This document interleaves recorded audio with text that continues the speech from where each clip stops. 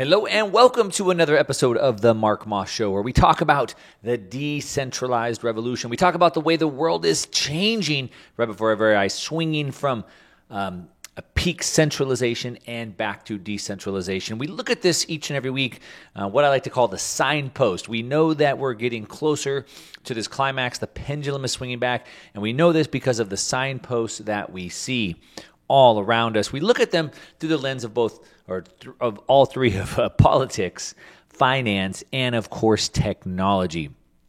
A few other analysts like Ray Dalio have put out some amazing books talking about how this changing of the guard, if you will, is coming to pass. But what they leave out is the technology piece, which is the biggest catalyst. When you look back through thousands of years of history, it's always technology that changes things. Today, we're going to talk about something big. And this is all three. It's politics, it's finance, and it's technology. We look at the intersection of those three things. That's what we focus on this show. So I try to bring to you some education so I can kind of help you understand this, so you can understand it differently. Some of the latest breaking news, and of course some exciting guests, so you don't have to listen to me talk all the time. Today we are talking about education. And we're going to dig into, like I said, the convergence of those three, politics, finance, and technology, and talk about money. Talk about something big. I'm talking about money. Money is basically half of every transaction that you make in your life. So you trade your money for a house, you trade your money for a meal, you trade your money for a bus ticket, you trade your money, right? It's always half of that. Now, money is pretty misunderstood. Most people don't really know what it is. I mean, you think you do, right? It's in your pocket or it's on your debit card and allows you to buy things. But you don't really understand what money is. And more importantly, you don't understand how money is changing right now and what that means. And so it's happening right now, right before our very eyes. And I want to talk about that because this week, some big news were made specifically around money from multiple angles, both showing that the existing form of money, what we've known, what we have, is being challenged and it's dying. And this week, also, the new forms of money have been pushed and promoted. So we're seeing both, one dying and one rising up at the exact same time. And so I want to explain to you what that is. And so let's just jump into it. So I've been talking about this for months and months and months, ever since I've been talking about it for years on my main YouTube channel. If you don't watch me on YouTube, you should. Just search Mark Moss on YouTube. And on those YouTube videos, it's obviously it's video. So I use lots of graphs and charts and headlines, what I like to call the receipts, and I show you this. And I've been talking about this for years. But, really we've seen this acceleration of the existing monetary system die just this year in 2022. And really where things really sped up, in my opinion, were during the trucker protests that were happening in Canada. And the reason why things really sped up at that point is because of the actions, or I should say, the actions that were taken by the government of Canada against not only just the truckers, but anybody who supported them. So they went on to do something that was legally protected under their constitution. The government didn't like it. And anybody that was involved, including anybody who supported that, came under punishment from the government. Because the government just arbitrarily decided to change the rules. There was no due process. There was no change of the constitution. They just went and hit a button and froze people's bank accounts. Single mothers who donated $25 to this had their accounts frozen. I think that's where things really accelerated. Now, again, I've been talking about kind of the end of the monetary system as we know it for years. We've all been talking about it. You got the Peter Schiffs of the world, Mike Maloney's. They've been talking about it for decades, how this dollar system that we have today would eventually come to an end. And it's not just the dollar system. It's the fiat money system. Now, a lot of you don't know what that means. Let me just explain it to you really quick. For all of history, recorded history, what we know, we've had commodity money, meaning real things. You have to first understand that people don't want money, which I know sounds stupid. And you're like, come on, Mark, what are you talking about? That's ridiculous. Of course we want money. We want as much money as we can. No, you don't. You want the things that money buys you. Now, money can sit there in your bank account or under your mattress until you're ready to now go get those things that you want. But ultimately, you don't want money. You want a house, you want a car, you want a vacation, you want food, you want clothes, etc. That's what you want. It's the things that money buys you. And so we've been talking about, for all of history, money operates as a medium of exchange, right? And so you didn't want my cow, so how about would you take this thing instead? And this thing happened to be a thing. It happened to be a rock or a feather or a seashell or a piece of gold. And for about 5,000 years, gold was money. And then gold-backed currency. So then we kind of got into this paper money system. We needed to speed up gold. Gold was too slow. It's hard to send gold around. So we put a debt instrument on top of it. That was a paper gold certificate. That was cash, which then turned into checking and credit cards, debit cards, etc. But what most people don't realize is that as we went into that new system, really around 1913, really sooner, but the creation of the Federal Reserve happened in 1913, it was still backed by gold. So there was still gold in the banks to back up the paper gold certificates that they printed. But that all changed in 1971, and so we went on to a purely fiat monetary system, so a purely paper system. Fiat means by decree. It means you use it because we say so. And so we went on to this for about 50 years, 51 years now. We've been in this experiment where we have this paper money that's worth nothing, that's not backed up by anything. And the problem with that, I mean, I could spend an hour just talking about that, but the problem is that there is no constraints now left on the central banks or the people who control the money to just print endless amounts of it.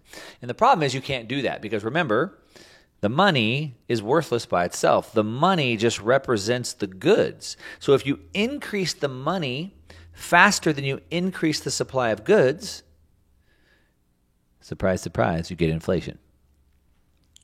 You take all the money and you divide it by all the goods. But if you increase the money, then the price of those goods goes up. You have more money chasing limited goods. And so at least when we were on a gold standard, there was something holding the banks back. They couldn't just arbitrarily go print money. They had to go spend money, resources, time to go find the land, dig it out, dig the gold out of the ground, process it, all those things. And so for about 51 years, we've been onto this. And so for about 51 years, people have been saying this is going to end. This will not work. You can't do this. You can't arbitrarily create these money claims out of thin air. Let me put it to you this way.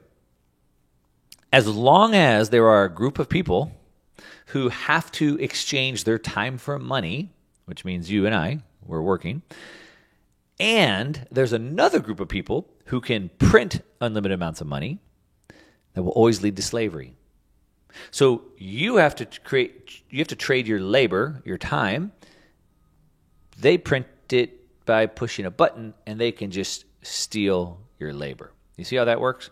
We always knew it was going to be a problem, and so we've been talking about it. Economists have been talking about it for decades and decades. It's coming to an end, and it is rapidly approaching. So here we are, back to Canada.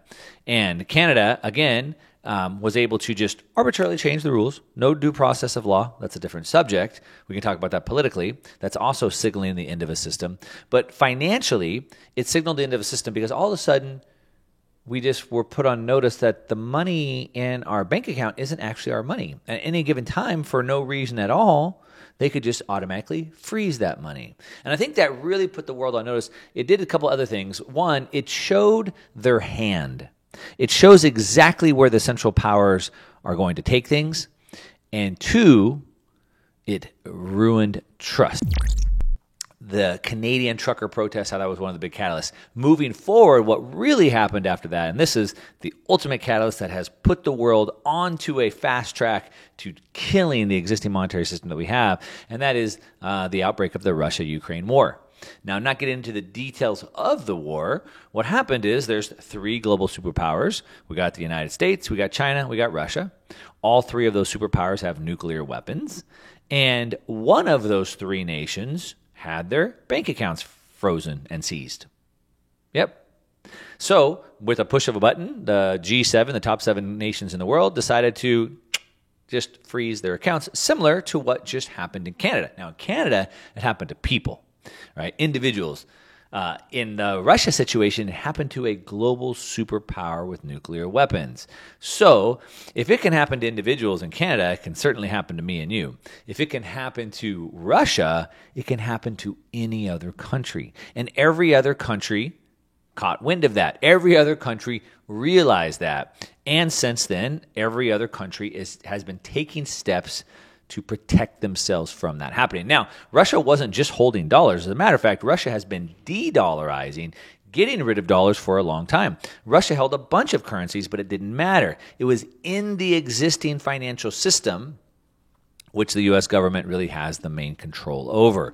And so didn't matter what currency they were holding. As long as it was in that system, it could be taken away. And like I said, every other nation saw that. Now, since that happened, in my opinion, that was the final death blow to the monetary system that we have today. Now, when I say the death blow, if you've seen some action movie or whatever, and the good guy shoots the bad guy or something like that, but he keeps coming, or an animal, right? You shoot it, but it still comes and attacks. So just because it's received the death blow that will inevitably kill it or end it, it doesn't mean that it can't keep going for a while.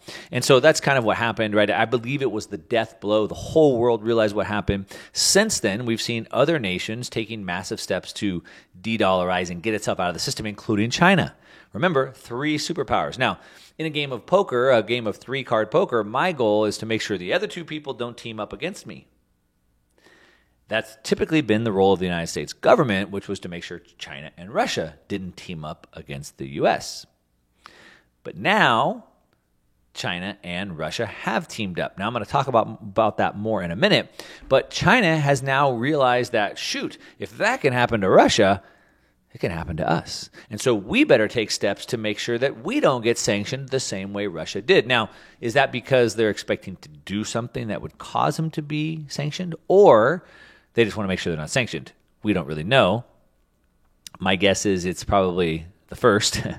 But since that time, we've seen other nations taking these steps, and Putin has been on his soapbox telling people that they need to get their money out of the financial system that the U.S. controls, because if it can happen to me, it can happen to you. So here is a quote I'm going to read directly from Putin that he gave in June of 2022, just a couple months ago. He said, quote, "Caught in the inflationary storm." So I'll just pause there. So caught in the inflationary storm. So prices going up everywhere. You don't have to be, you understand what I'm talking about, right?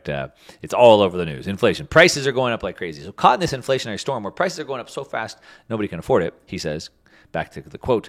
"Many nations are now asking, why would we bother exchanging our goods for dollars and euros when they're losing value right before our very eyes?" So I'm a nation. Remember, we don't want money. What we want is goods and services. Money is not wealth. Goods and services are wealth. I say this analogy quite often. If I was stuck on a deserted island and I had $1 billion of cash, $1 billion of gold, $1 billion of Bitcoin, but I had no goods or services. I had no boat to get off the island, no phone to get help, no food, no water, no clothes, no nothing. None of that, the $1 billion of cash, gold, or Bitcoin, they're all worthless. Though the goods and services are wealth, not money. Money measures how much wealth I can acquire. It's not wealth itself. Now, if there was a guy on the island who, had some fishing lines and he had fish and he had coconuts, he would be the wealthy one. So that's exactly what is happening here. He's saying, why bother exchanging goods for dollars and euros when they're losing value before our very eyes? So the goods are the wealth. So if you're Russia, you have oil. You have natural gas. That's goods. That's what the world wants. They don't want the money. They need the energy. If you're India, you have the rice. If you're Bulgaria, you have firewood. If you're Norway, you have electricity. I don't want to make this about Russia. Every nation has goods that they sell. The more goods they sell into the world, the more money comes back to them, the more wealth they have. So he's saying, why bother exchanging your goods, that wheat that you grew, that rice that you grew? Why would you give those goods up for dollars or euros that are losing value right before our very eyes? We might as well just keep it in the ground. We'll keep our wealth, right? So he says, back to him, the economy of imaginary wealth is being inevitably replaced by the economy of real valuables and hard assets. So what is he saying by that? The economy of imaginary wealth. Imaginary wealth is fiat currency, where they push a button and create an unlimited amount as much as they want. That's imaginary. They created it out of thin air. It's a figment of their imagination. Now, other people will accept it, but they're starting to wake up to it, as Putin said. Why would you do that?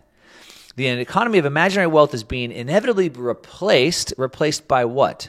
By the economy of real valuables and hard assets, like wheat and rice and natural gas and oil, the things that people really need, copper, nickel, real things that people want. That's what has value, all right? So that's what he's saying. Now, since that's happened, in the last several months, I mean, this year, we're seeing this happen faster and faster. And it's being sped up by two things. One, nations, part of the world, wanting to move to this, get rid of this imaginary wealth and replace it with real wealth. And at the same time, the central banks that produce the imaginary wealth, mainly the Federal Reserve, which produces dollars, and the European Central Bank that produces euros that he was talking about, mainly those two banks are doing everything they can to destroy their currencies as fast as they can. And the other nations of the world are moving as fast as they can away from the imaginary wealth into the economy of real wealth. So it's happening at the same time. So let's talk about the end game for the fiat currencies, what the central banks are doing. Let's break that down, and then we'll talk about this new system that's being set up and what happened this week that really shows just how fast this is happening. The imaginary wealth is this fiat money system where the central banks just create this money. And so we're seeing that die right before our very eyes. The central banks are forced to continue to kill it. What do I mean by that? Well, because we're in a fake imaginary wealth, back to Putin's quote, economy of imaginary wealth, fiat money being printed endlessly, we're all off of debt. We're in a debt-based monetary system. Now, with a debt-based monetary system, you always have to continue to increase it, inflate the balloon. If you don't continue to inflate it, then it deflates and it dies. That's why we keep having correction after correction after correction, and the central banks have to keep pumping it up, pumping it up, pumping it up. The problem that we have today that we haven't had in the past is we have this massive inflation. So back to kind of Putin's quote where he said, caught in the inflationary storm. And so we have this massive inflation. So how can the central banks continue to increase money when we have this high inflation? Remember, we started at the beginning by saying that you take the money, which you don't want, divided by the goods and services, which you do. If you increase the money without increasing the goods and services, you get massive inflation. The problem is the central banks need to continue to inflate the money supply. So if they don't, then everything falls apart. The banking system dries up. There's no liquidity. There's no loans. Now, the loans is how money's created. So there's no liquidity. There's no loans. There's no money creation. The thing falls apart. All the assets, stocks, bonds, real estate, they all lose value. The whole thing falls apart. Or they can keep it going, keep the Ponzi going, keep the bubble going, but then we have inflation. Now, I don't have time to really go into all of this. Let's see what I can cut out here. The problem is that the Fed is trying to crush the demand so you stop spending as much. But the problem is, as they crush demand and as asset prices fall, like I said, your stocks, bonds, real estate, etc., then people spend less money. There's less revenue going to the government from capital gains taxes and IRA distributions and things like that. And then the government has less income. If the government has less income, but they're still spending the same, or in our case, they're spending more. Now they want to do this whole green transition and spend trillions of dollars to revamp the whole U.S. economy. So they want to spend even more money than they've ever spent before, and they have tax receipts falling. So what does that mean? That means more printing. We also have a problem where now the Fed is, and not just the Fed, the ECB as well, they're rapidly raising rates. Well, the Fed is a bank.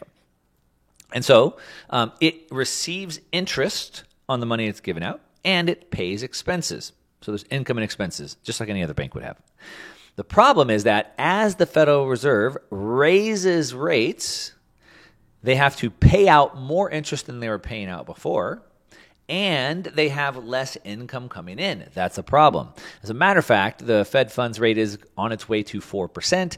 At 4%, the Federal Reserve will go from making $100 billion a year of profit that it gives to the Treasury to losing almost $300 billion per year. Now the Treasury has no income. That's a big problem. How long can they go from making $100 billion a year to losing $300 billion a year? Well, the answer is they can't, not for very long. So they would go bankrupt, except for central banks don't go bankrupt. So what will they do? They'll print the money. So you can see very quickly there's no other options. They're going to have to continue printing money. Now, here's a way that somebody, McLeod, he describes the end game of fiat currencies. And he says, you go from something like the pandemic being a one-off crisis that required massive deficit spending by governments. So, right, they had to print trillions and trillions of $11 trillion to pump it back up from COVID. We now have a second one-off crisis. A second one-off, centered on subsidizing energy and food. So now all around, specifically Europe, but it's happening in the United States as well, the governments are now having to subsidize the high prices of energy and food. The problems they've created, now they have to print money for that. This will be followed by further and increasing demands for inflationary funding. So then now they got to print more money for that. Attempts to prevent Western economies contracting. So as I said, if they don't keep pumping money in, it starts contracting. It says, buyer strikes in bond markets along with collapsing bank credit will probably be the coup de grace for fiat currency. So that's where it dies. Now, while this is happening, it's falling apart super fast. Most of the world doesn't trust it. They want to move out of it. And the nations that are still using it, they're facing massive inflationary pressures as they're just crushing it on their own. So now we have another part of the world setting up their own currency. So we have China and Russia who have now gotten together. Remember, as I said, the goal of a game of three-card poker is to make sure my two opponents don't team up on me. And here we have China and Russia teaming up. As a matter of fact, it appears that China had partnered up with Russia before the invasion happened, and Russia might have been waiting on the invasion until China was ready for this. China had to get ready for it. But now China and Russia and what's known as the BRICS nations, BRICS stands for B for Brazil, R for Russia, I for India, C for China, S for South Africa. That's the BRICS nations. They've continued to expand. More and more nations around the world have been joining this BRICS alliance, including we've seen Iran, we've seen Argentina, and now over half the people in the world are now part of the BRICS nations. And they all realize that, shoot, if it can happen to Russia and China's worried about it, then I should probably be worried about it too. And so we don't want to continue using this money system that the West, Europe and the U.S. have. We'll set up our own. And so the BRICS nations are now working on setting up their own monetary system to compete with the U.S. and Europe's monetary system.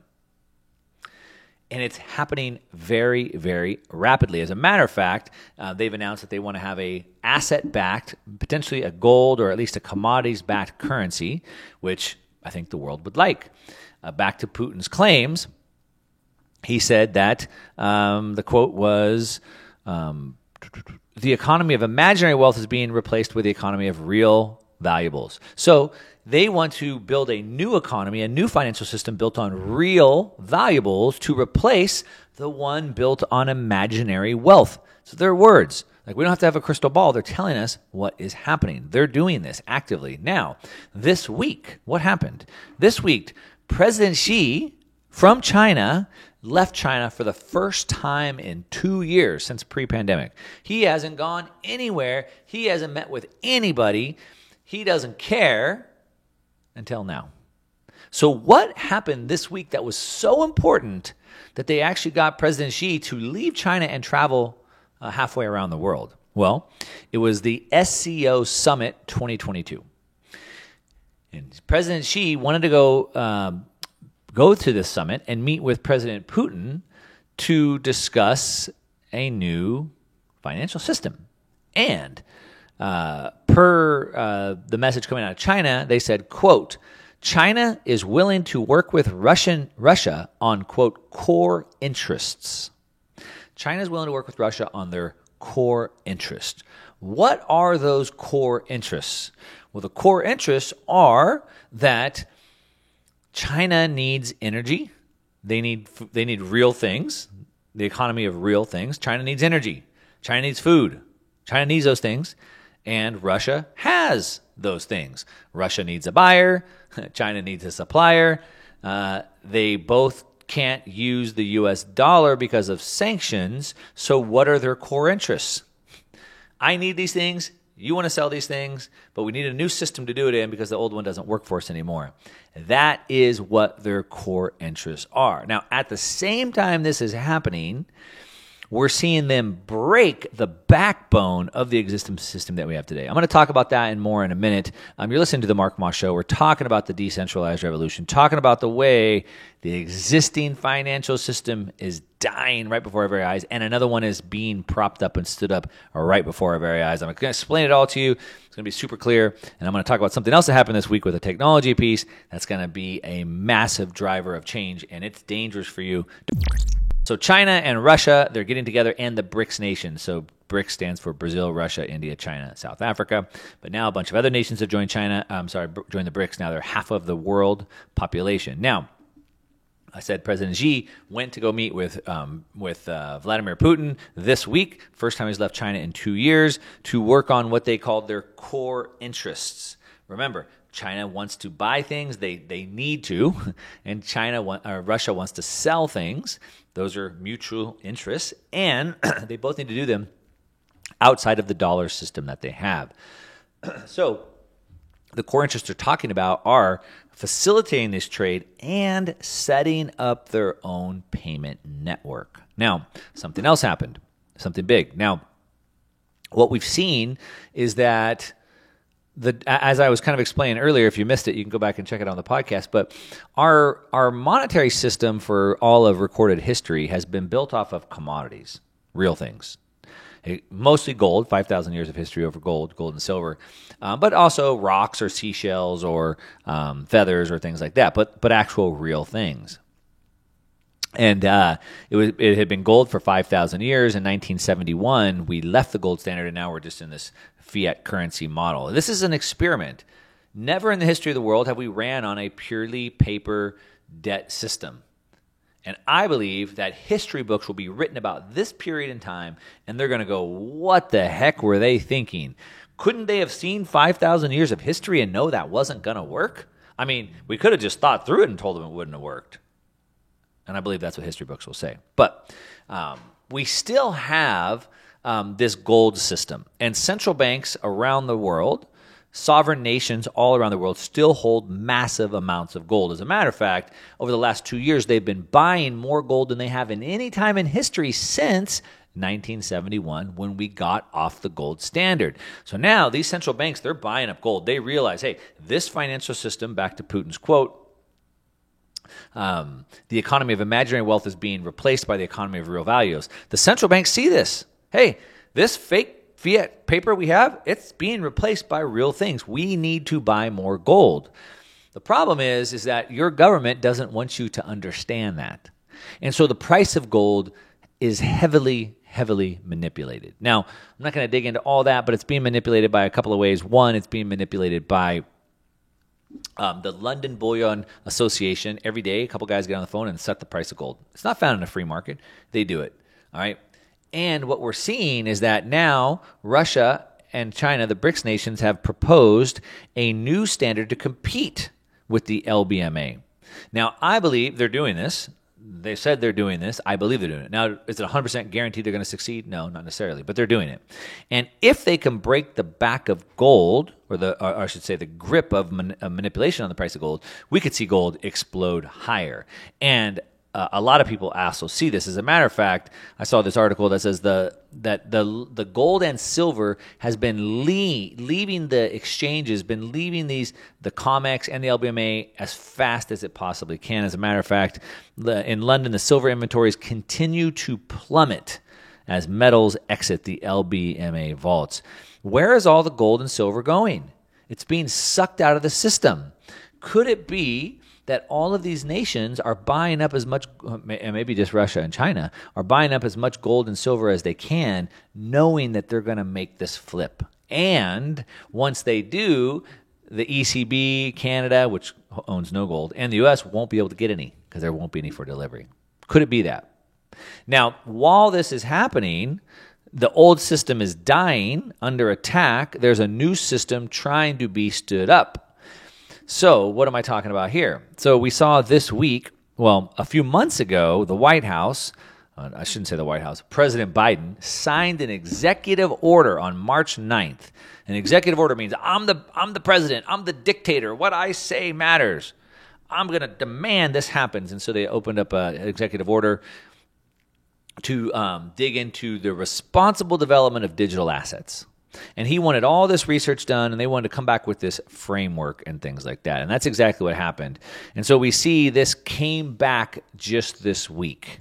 And this is big news. So now the White House recommends creating a digital dollar. And the Biden admin actually outlined a plan for this. It says the Biden administration is moving closer to developing a digital currency for the U.S., saying it will help strengthen the nation's role as a global financial leader. No, it won't. It's still going to be fake. The world is moving to real things.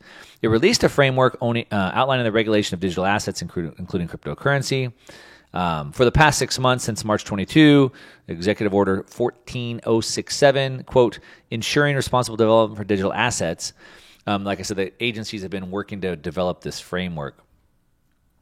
And the framework suggests the government creates a central bank digital currency, or we call it a CBDC. They say a CBDC would make possible an efficient payment system, create technical innovations, facilitate cross-border transactions, all while fostering environmental sustainability. Because that's what everybody wants, right?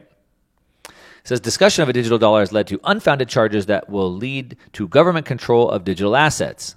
It's not unfounded. I'm going to break that down. Because they say, in fact, U.S. dollars currently already exist in commercial banks across the country.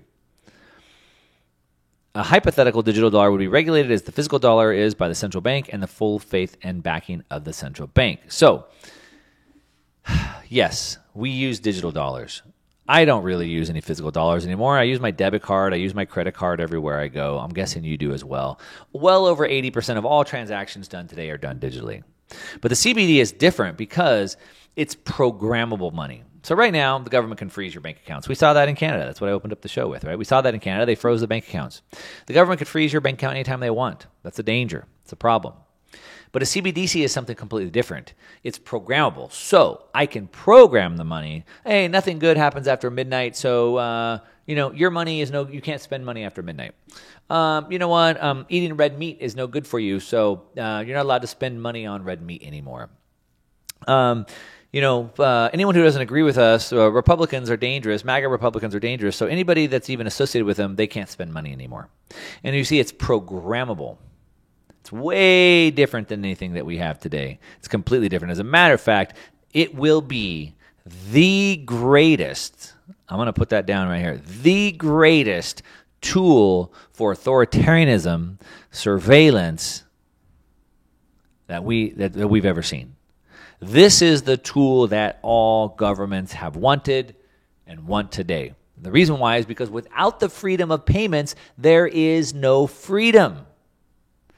We're guaranteed a freedom to assemble, but if I can't pay to put gas in my truck to drive to the assembly, I have no freedom. If I can't pay for a meal when I'm there, I have no freedom. I have a freedom of speech, but if I can't pay to have a phone to go on social media or a microphone to talk to you, I have no freedom of speech. And if they can take control of the money, they can take control of freedom overall. And so one system is dying, one system is being created. The central bank digital currency is the greatest threat to our freedom. I need to be aware of it. I can do a whole nother show breaking this down. I'm running short on time. But just know this all happened this week. Xi went and met with Russia, his first trip in 2 years, to establish a new financial system. And the U.S., trying to maintain what they have, is recommending the greatest surveillance and control tool in the history of the world. We're seeing a battle play out in real time. It's interesting. This is the decentralized revolution that I'm talking about each and every week. You're listening to The Mark Moss Show. Like I said, we talk about the decentralized revolution each and every week, talking about the way the world's changing through the lens of politics, finance, and technology. This is what you need to know. Don't miss me. If you missed any of this, you can check it out on the podcast. Just search Mark Moss Podcast, or on YouTube. Just go to Market Disruptors and catch me there. That's what I got. Thanks for listening today. Until next time. Since you've stayed to the end, I know you like this video, which means you're probably gonna really like this video right here and this video right here.